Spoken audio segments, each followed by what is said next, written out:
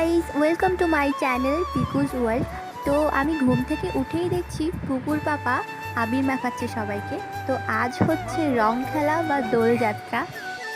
তো ওরা হচ্ছে ওখানে কাজ করছিল, কাজের মধ্যেখানে একটু রং খেলে নিচ্ছে। পুকুর পাপার কথা যে কাজের মধ্যে যাতে বোরিং না হয় তাই জন্য নাকি সবাইকে একটু রং মাখিয়ে নিল।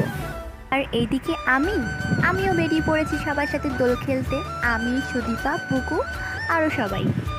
এইদিকে আমার পুকু সোনা দেখেছো কত সুন্দর করে রেডি হয়েছে।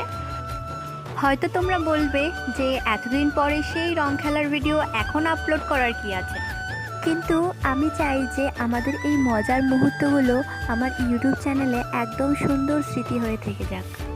আমার ফোনের কিছু প্রবলেমের জন্য আমি আমার ব্লগটা ঠিকভাবে কন্টিনিউ করতে পারছিলাম না, কিন্তু চেষ্টা করব তোমাদের সাথে ব্লগ কন্টিনিউ শেয়ার করার। তো যাই হোক, এখানে পুকুও দেখছো আমাদের সাথে অনেকটাই মজা করছে। ও এই প্রথমবার দোল উৎসব বা রং খেলা দেখলো।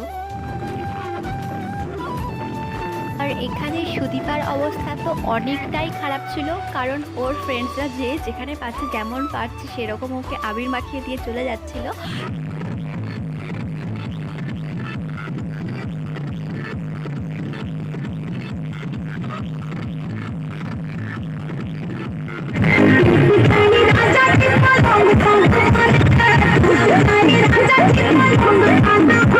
অনেকটা হাঁটার পরে আমরা এক জায়গায় বসে একটুখানি রেস্ট নিচ্ছিলাম। তো এখানে পুকু কিন্তু হাঁপায়নি, কারণ ও আমাকে বারবার বলছিল ওই বক্সের সামনে যেতে। তারপর পুকুর পাপার সাথে হঠাৎ রাস্তায় দেখা হলো। তারপর পুকুর পাপা আমাদেরকে লেমন টি খাওয়ালো, আর এই লেমন টি খেতে আমার জাস্ট খুবই ভালো লাগে।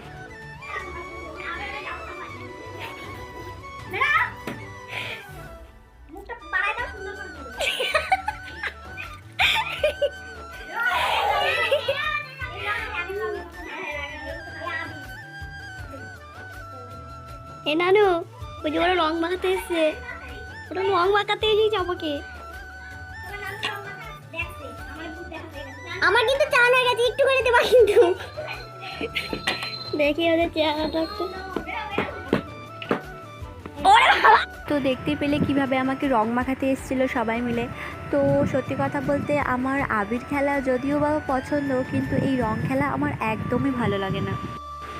রং ভালো লাগে না তা নয়, কিন্তু এই যে অনেকে এমনভাবে রং লাগায় না, যেন মনে হয় আমি তার কত কালের শত্রু। তো যাই হোক, আমাকে রং মাখানো দেখে পুকু ভীষণ রেগে গেছিলো।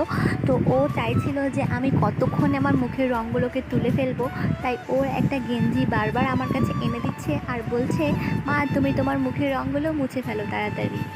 আর ওরা এমনভাবে আমার মুখে রঙটা মাখিয়েছিল যে আমি নিজেকে নিজেই চিনতে পারছিলাম না। আর তোমরা দেখলে তো তোমাদেরও ভীষণই হাসি পাবে। এই যে ট্যান্টানা, কেমন লাগছে আমাকে বলো তো? একদম ভীষণই কুৎসিত লাগছে।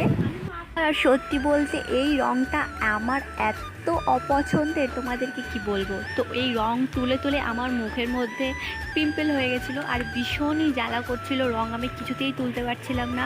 তো আমার ভীষণ কষ্ট লাগছিলো। আমি বারবার আয়না দেখছিলাম, যাচ্ছিলাম, আবার মুখ ধুচ্ছিলাম।